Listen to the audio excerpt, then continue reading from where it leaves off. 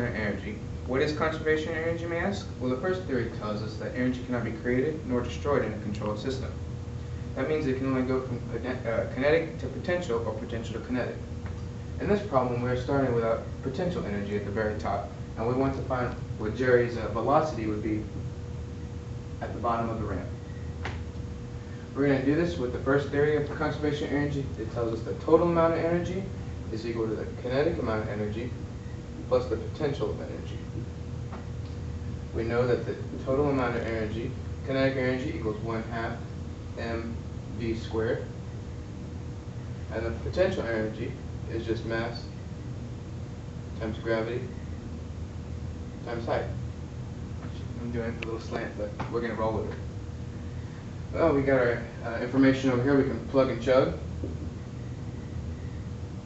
Mass is 20 kilograms.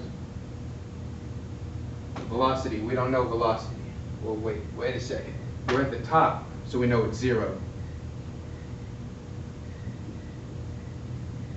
Plus the mass, which is again is 20, times gravity, which is 9.8, times the height, which is 3.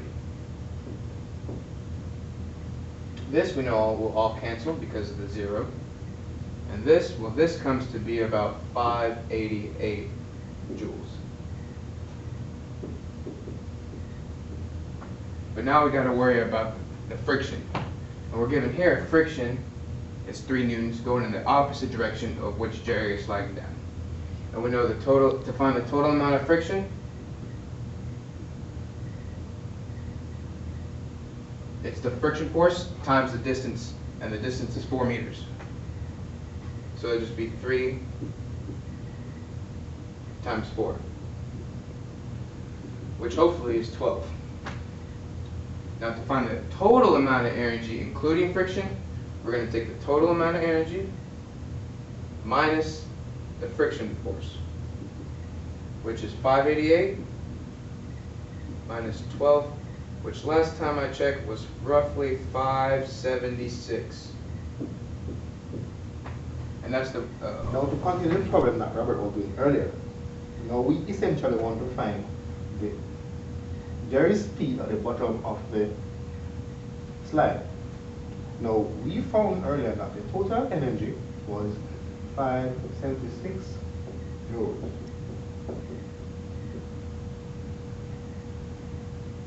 Right? Now we know that the total energy in this system is given by kinetic energy plus the potential energy. Let's put in our values. The total energy was 576 joules, and kinetic energy is given by 1/2 mv squared plus potential energy, which is given by mgh. Let's put in the values from the problem. So we have 576 joules, which is equal to 1/2 is mass, which is 20 kilograms, is velocity. That's what we want to find. So v squared plus mass again, which is 20 kilograms, times gravity, which is 9.8 meters per second squared, and the height at the bottom of the slide would be 0. Now all of this goes to 0 because of that 0. So we are left with 576 joules, which is equal to 10 v squared. Now let's solve for v. V would be equal to the square root of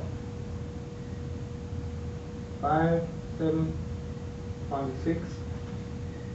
So the velocity would be 7.6 meters per second.